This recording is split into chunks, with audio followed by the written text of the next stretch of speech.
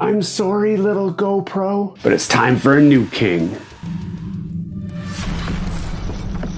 Hello and welcome back to Gears and Tech. Today I want to review the Insta360 X Pro 360-degree camera, and as an avid GoPro user, I'm coming from a different perspective that probably many reviewers don't cover in quite the same way. So stick around for a really good Insta360 product review. No Gears and Tech review would be complete without a little story. Now, many of you who complain about my stories and you talk too much, I know, I hear you. So there's a little bar on the bottom of this video. You can easily skip to the part of the video that you want to watch. Chances are there's a little blip in the view graph where many people have found the actual review starts. So don't worry, I just like to make sure that you guys understand the full backstory about what got us to where we're at right now, and to try and cover some of my credentials, if you will, that makes me more qualified to tell you about this camera. And our journey starts way back to the beginning of the Gears and Tech channel. You see, we actually built this channel on the GoPro entire family line. We started with a GoPro Hero 7, we upgraded to the GoPro Hero 8, and it was a phenomenal camera. In fact, we bought a couple. Right now, I have one overhead doing the top-down view that you're gonna see during this unboxing later on in the video. And then we upgraded to the GoPro Max 360 camera, and we used that for like our drifting videos to catch some really good all-around 360 action. But then we kind of hit a dark spot. We upgraded from the GoPro Hero 8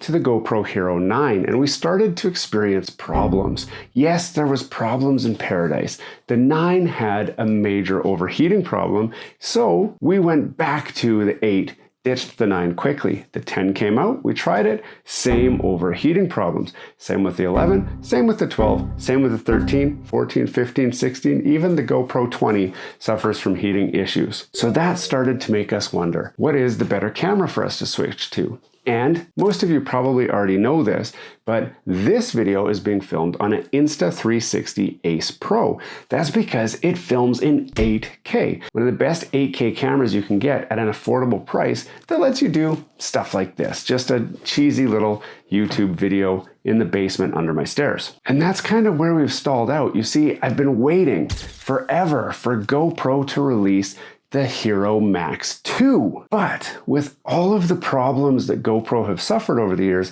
I really don't know if they're gonna do it justice. But every year, I have a hopeful eye for a brand new product that tweaks my interest. And that's where the Insta360 X4 comes in. Now I have to say, before we get into this, I did try an X1 way back in the day, and I was, okay with it. But at the time, the X1 and the Hero Max were very comparable products, and they did kind of the same thing. And since we were so invested in the GoPro lineup, I stuck with the GoPro for a long time. Then the X2 came out. It was better, but not better enough. The X3 came out. Again, it was better, but not better enough. And now, as you can tell, the X4 is out, and now I'm pretty excited. So we're gonna do a quick unboxing now that I've rambled long enough and you guys have already gotten sick of the story time. And then we'll walk you through some of the features, and then we'll tell you why I'm switching from the Hero lineup to the Insta360 lineup, and it might not be the reason that you think. Not even opened this yet. I'm really excited for it, but I always try to wait till you guys can see it at the same time as me.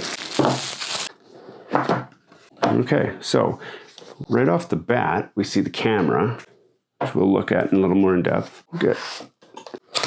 See what kind of goodies we got in here. Whoa. Manual. Now that is interesting. Was not expecting those.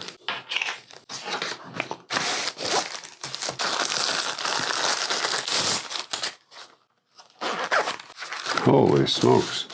Was not expecting that. Now, first off, I was not expecting some of the items here. First off, this guy here, they call this the thermo grip cover, and it looks like it snaps on like this. And I think, if I'm not mistaken, it's actually intended to help keep the camera cool. So the front edge of the body has some ribs on it. This keeps it kind of off so that you can get airflow through there, keep it cool, and keep it protected. I'm surprised to see this because I did not expect there to be a cover. And in fact, I've already ordered a protective cover for the camera that maybe I didn't need to after all. I'm also surprised to see these, which we're gonna actually cover in a little bit more detail when we get to more of the features of the camera, so I can explain that more. And there's this little handy case that you can stick the camera in, which keeps it protected when you're not using it, which is also unexpected, but very welcome. There is a USB-C to USB-C cord. It's not very long. It's only, I'm gonna guess, like a foot if we're lucky. And it is. It's about 1 foot long, USB-C to USB-C. This is gonna be good for charging your camera close to your computer, but that's about it. You're not gonna like power it up in your car or anything with this cable. There's also a ton of manuals here, which I'm not going to read any of them because the camera should be easy enough to use. We will talk more about the ease of use very shortly. Now there are some peels here. And then as soon as I take it off, I am going to put this cover on here. And the nice thing about this is these covers go on like that and then twist and then lock. And now we've got, this one's just a plastic cover, but it's still very handy. There's one for each side. So then we'll stick this guy on as well, like that. There's some more peels for the batteries and for the screen. Now I'm not going to take the screen one off yet because I actually have a screen protector on the way and I don't want to risk scratching the screen while I wait for that protector. And I strongly encourage you guys to do the same. If you do not have a protector, I like to protect my stuff because I want it to work for a long time. So I definitely invest in the extra stuff. Looking around the camera itself, it is very high quality. It feels good. Size-wise, you can see how it compares to my Max. So it's about the same width as the Max. If you look at that, the camera lenses stick up about the same as the Max, but it's obviously taller. And that's because if you take the extra bit on the Max, stack it on top of itself, you still got to fit all the guts in there somehow. The nice thing about this is the screen size. Because the body got so big, the screen size is so much bigger. And if we turn it on here, you can see here, I can't see because you guys are looking at it right now. So there we go, it's doing a setup. I'll do a quick setup here. It won't even let me past the initial boot up screen until I get the Insta360 app going. So I'm going to do that real quick while we walk through the rest of the camera physical features. Now, while that boots up and downloads the new firmware, we can look at kind of what we got here. Now, on the side here, there's the power button and the shutter button to start it recording. Moving around to the other side, there is a flip up little compartment here, which has the USB-C cover. This is removable somehow, like that. Now, some people have suggested that the mic adapter for the Insta360 Ace and Ace Pro works, and I can tell you from looking at it right now, it does not work. It won't plug in. It's not designed to fit. So I don't know why the other ones list it as compatible. It clearly is not. It's a separate adapter. So if you do need that mic adapter, it's a separate one that you need that will connect to this. The nice thing is with all of the ports on the side, it does not affect the 360 functionality of the camera because it's in the hidden view of the camera. So anything that's in this space right here will not show up on the stitched video. You actually end up with about a 1-inch thick missing piece from your video all the way around, which is common. It's normal. The GoPro does the exact same thing. So that's nothing new. It just is something to keep in mind with the stitched video. Those of you who are new to 360 cameras might not have experience with how to deal with that seam line, but it's not that hard to manipulate where your seam line is to make sure that you've got the best footage. On this side, we also have the battery, which I don't want to remove because right now it is updating the camera. On the bottom, we do have a 1/4 thumb screw to mount to pretty much all of your peripherals and devices. Me, I'm going to be using it on my 10-foot extension pole, which I can show you guys here.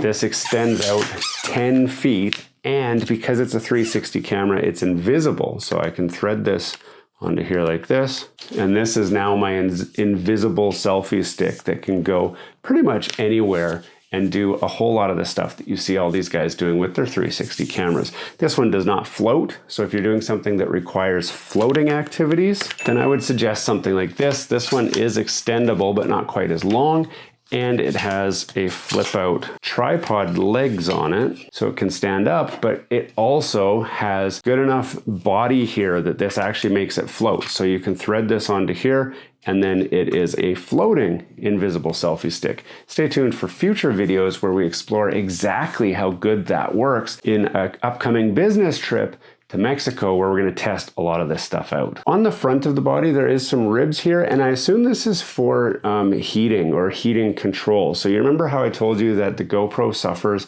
from heat issues and overheating issues? The Insta360 guys have combated that with some cooling ribs here. You can feel it getting warm along here, but not too hot, and that will help dissipate that heat out. And then coming around to the other side is where most of your action is going to be. This is where the 2.5-inch diagonal screen is housed.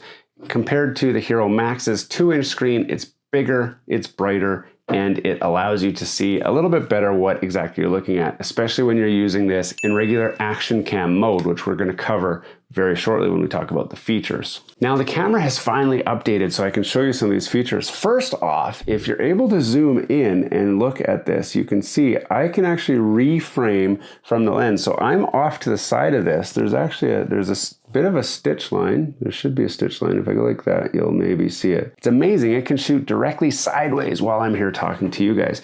The screen is really bright and clear. You navigate it using just directional swipes on the screen, similar to what you would be used to using pretty much any camera. Now, I'm using an Insta360 Ace Pro for my filming, so this is the exact same kind of swipe setup that I'm used to when I'm setting up my shots there. So if you're familiar with the Insta360 product line, then this should be no different. There are some buttons down here that you can use to toggle between different modes just by pushing the button if you don't have the ability to swipe. And then you've also got the shutter button here. I've got no memory card in here, so it won't let me record, but I also have my quick button on the side here to toggle between some of my preset favorites. And that's pretty much the physical properties of the camera. Now, for those of you who really want to know the exact detailed specs of the camera, I'm going to run through those really quickly for you just for completeness sake of the video. And then I'll try to explain the ones that I focus on and why I picked this and why I'm walking away from that GoPro product line. GamsGo. Are you paying too much for Netflix, Spotify, Disney+, Crunchyroll, Duolingo, Canva, or Adobe? GamsGo has you covered with premium shared subscriptions for a fraction of the price directly from the distributor. Yes, GamsGo is the shared premium experience that you've been looking for that saves a ton of money. I personally use GamsGo for my Netflix, my Spotify, my Disney+, and my Crunchyroll subscriptions, and I have saved tons of money by switching to GamsGo. This is truly an amazing deal. You don't want to miss it. Click the link down below to grab your deal. New for the Insta360 X4 product line is finally 8K at 30 frames per second, 360-degree support, as opposed to most 360 cameras that only do 5.7K at 60 frames per second. It also features slow motion mode that films at 4K at up to 100 frames per second. It can do 360 photos at 72 megapixels.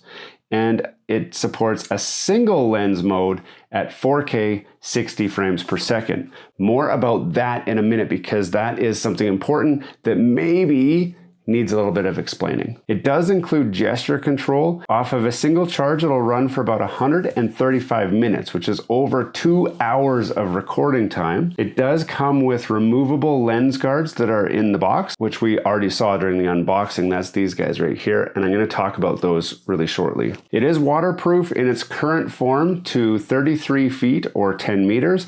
It includes flow state stabilization and 360-degree horizon lock, invisible selfie stick, stick, and Insta360 cloud service. The sensor size is a 1/2-inch sensor that supports an aperture of f1.9, which is about a 35mm equivalent focal length of 6.7mm. It supports a number of customized video modes, which includes active HDR, time-lapse, time shift, bullet time, loop recording, pre-recording. It supports similar photo modes, HDR photos, interval, star lapse, burst. Video coding is H.264 and H.265. Max video bitrate 200 megabits per second. ISO range of 100 to 6400. Audio modes includes wind reduction, active wind reduction, stereo, and directional focus. It weighs about 203 grams and its dimensions are 46 millimeters by 123.6 millimeters by 37.6 millimeters. It supports micro SD memory cards and it includes 4 microphones. The battery capacity is 2290 milliamp hours and it takes about 38 minutes to charge to 80% or 55 minutes to charge up to 100%. We already talked about the runtime, 135 minutes, which was tested in a lab with specifically controlled environmental conditions in video mode at 5.7K 30 frames per second. The runtime at 8K 30 frames per second is closer to 1 hour or 75 minutes as tested in the lab. It has built-in Bluetooth, Wi-Fi, USB, it does include a 6-axis gyroscope, and it can connect to your phone using the special Insta360 app, which allows you a little bit more control over the setup and the features even while you're recording. Now, a lot of that sounds really awesome, and this is where my personal experience and opinion is going to come into play. So, as with opinions, everybody has one, and I'm not going to probably share a popular opinion. And this is where GoPro Hero is going to kind of shine a little bit. First off, I believe that the best camera that you can have is the one that you have with you. So all of my friends out there who are camera enthusiasts, who look at all these specs and they compare this versus that, and they look at all the videos online of people comparing this camera versus that camera, and here it is in the same situation. Here's the low light recording, here's the sunlight recording, here's the underwater recording, and you're looking at it and you're doing side by side, nitpicking every detail and arriving at the camera that's perfect for you. That's great. But the reality is, whatever camera you have there in that moment is the best camera for you at that time because it's the only camera you have. And it's the reason why more and more people are ditching specialized cameras for their cell phone, because your cell phone camera is actually not that bad. And now I know many people who are watching this for the camera comparison have just turned the video off because they're like, this guy has no idea what he's talking about. But bear with me. The Insta360 X4 has a lot of really cool new features. We just covered them. It's got bullet time, it's got time shift, it's got stable flow, maximized, super duper specialized vibration smoothing. But really, the GoPro's got their own thing as well. And it actually works pretty good. And even today, right now, to this day, if you have a GoPro Max, it's a great camera and it works really, really well. And those of you who have used it and still use it, you already know it works really good. So why would I want to spend so many dollars to upgrade to this guy when this one's already working? And this is where the specific 360 camera discussion comes into play for me. Why did I upgrade? And I'm going to walk you through the features that I got excited about once we all are on the same page that this films 360 videos, and it does it pretty good. And so does the Hero Max. So really, if you're looking at just video quality and just the ability to record 360 video, both are gonna do just fine. And there's no reason to get this over this if budget is a factor. But the things that I want to highlight to consider is, first off, these removable lens caps. Now, these may not seem like a big deal, but this camera is actually designed with the ability to swap these lens caps on and off and actually record with the lens cap in place. It does not affect the stitching of the video at all. And there's actually ones that are proper glass. Now these ones are plastic, they will scratch up, they'll smudge up, and even just testing it in the studio here, I can see kind of light streaks through the plastic because it is not designed to use while you're recording, at least not optimally. They do have ones that snap on that are made for recording, and that is a huge, huge, huge game changer for me. And I'll show you why. This is my GoPro Hero Max. And I have lens covers on here. They're just little rubber ones that just snap on. But you cannot record with these lens covers on. You have to remove them. As soon as you remove them, you have two lenses that are bulging out of the camera. The Insta360 is no different. These lenses bulge out of the camera. If you are exposing it to extreme elements, you are likely going to bump and bang and smash around the camera, and you can't protect these. These lenses stick out and they seem to be really prone to just getting banged around. Having the removable lens caps that can actually stay on while you're recording protects your investment. If you wanted to replace the Hero Max lenses, it's impossible. First of all, you have to actually strip the camera apart completely to get to the glass lens in here, and it will never be waterproof again, and you'll probably destroy it. Ask me how I know. I destroyed a different 360 Max camera already trying to pull it apart for a different purpose. So first off, the ease of servicing after you damage it, not the same. And this is the first Insta360 X model line that has these removable lens covers that can actually stay on while you're recording. And that's why I started looking at the X4 and skipped the X2, the X3, and stuck with my Insta360 Max. Next, and I know I told you video doesn't matter, but this is the first 360 camera to record in 8K. Now, why is 8K important? 8K is important when you understand how the 360 camera films. So many of you have seen the GoPro Max, and they kind of lie a little bit. They say that it records in 6K 360. It's actually 5.7K, and then they use software to try and make it look a little bit crisper to it's like 6K. But here's the thing. It is not like my Insta360 Ace Pro, which films at 8K in the viewfinder window space, which is a true 8K. That's the 8K that we know and understand.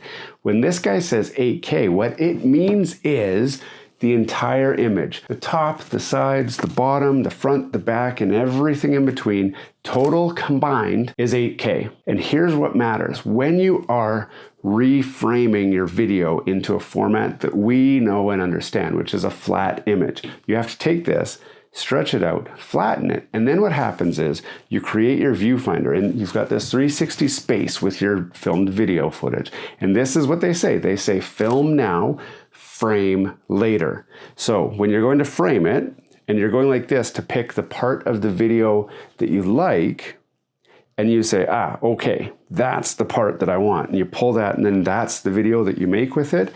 This is not an 8K video anymore. This is more like a 1080p video, because the whole thing was 8K versus what I'm recording right now, just this is 8K, okay? So when this guy films at 5.7K, the framed video is actually about 1080p. Okay, this guy, when it films in 8K, everything around, the framed video is more like 1440p or potentially even 4K, depending on how much of it you actually use. So many people will reframe and use a lot of it and get similar to a 4K footage. Now, for most people, it doesn't matter because you're posting it on Instagram and your friends are watching it on their cell phone, and they don't need a 4K video. And that's why this guy works just fine for most people, because if it was 1080p on your little cell phone, it still looks great. 1080p looks great on a small screen. For me though, because I am a content creator, the 8K gets exciting because you guys expect high quality. So anything that I film, we film in 8K and then we broadcast in 4K. So you can actually hit that little slider in the bottom window there and say, put this at 4K, and then you can see me in all my high definition glory. And this allows me to keep the footage consistent. So when we go out ice drifting, I'm using this footage and I'm using my Insta360 Ace Pro, which is all filming in 8K, and then when we make the stitched together finished video, there's no difference in video quality that you guys can discern. But for the average everyday person, you're probably not as excited as the 8K as I am. If you're worried about image quality, this is the best you can get. The next thing that I love about this is the front camera and the back camera actually have the ability to have separate ISO ratings and separate aperture. This is extremely important for my auto vloggers. So, scenario, you set this up inside your car so that the one camera looks out the front windshield, the other camera looks inside the car. The GoPro Max has a locked ISO and aperture. So if you have it set so that you can see the people inside the car, then what you see outside is washed out. It's way too bright because inside the car is going to be a little bit darker. Whereas this guy can get nice, crisp, clear image of everything outside and a great clear image of what's inside. So if you are an automotive enthusiast, an automotive journalist, or a car vlogger, this is your camera. I promise there's so many great ways you can use this to create exceptional footage from one camera that you usually are going to end up using multiple GoPros set up in different orientations to try and capture. While we're talking about image quality, this one also has the ability to go into action camera mode. What that means is you can have it just turn on the front-facing camera or the rear-facing camera, and it is an action camera. It's not a 360 camera anymore. It's just filming from the one lens, the same as if I had my GoPro or my Insta360 Ace Pro, just a single camera lens, and it films exactly how you're used to filming. The difference being, when you're in regular camera mode, it will record in 4K up to 60 frames per second. It also does 30 frames per second, 25 and 24 frames per second. Compare that to the Hero Max, and in GoPro mode, it only records in 1080p. This is a huge upgrade because this now becomes your all-in-one camera, whereas this one, I would never take this and use this in GoPro mode strictly. This is not a good camera to use as action camera exclusively. 360 camera, perfect.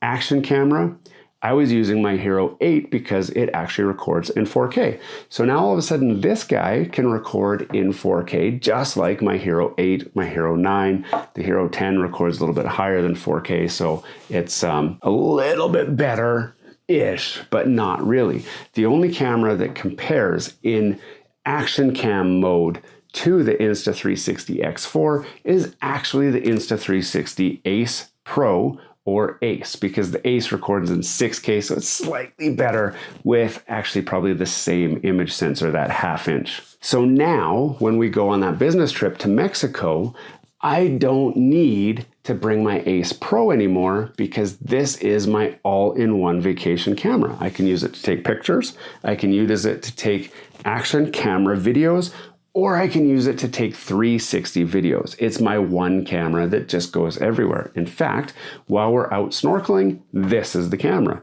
While we're out ziplining, this is the camera. While we're swimming through cenotes or going for a hike through the jungle, this is the camera. Every single time for every scenario. Whereas with the Hero Max, it is a specific camera that has a strength in a specific scenario and only that scenario. With any action camera, the Ace Pro included, it is an action camera and that is it. It's a great action camera as an action camera, but it can't do the 360 video, and there are so many scenarios where it's very nice to have a 360 video option if you have it. And that's why for the person who is the vacationer who just wants the camera, at the beginning of this video, I said the best camera that you can have is the camera that you actually have. And if you don't have a camera yet and you're wondering what is the best camera to have, I personally recommend to everybody that the Insta360 X4 is that camera. I would not have suggested the same with the X3, the X2, the X1, the Hero Max. I would have always said actually two cameras. One action camera for pretty much everything, one 360 camera for the times where you need to do exactly like the Insta folks say, which is film now, frame later, where you're not sure where the action's going to be. It's going to be all around you, and you're not totally sure which way to point that camera. This is the camera. You just stick it on your head, hold it out on a stick, and you'll get all of the footage, everything happening. You can figure out the action shots later. Now, the Insta360 folks, if they see this video, this is not a paid video. I bought all this stuff with my own money. I did reach out to the Insta360 folks and say, hey, I really like your products. I'd love to, get some samples to share, but they don't care about what I have to say about their products.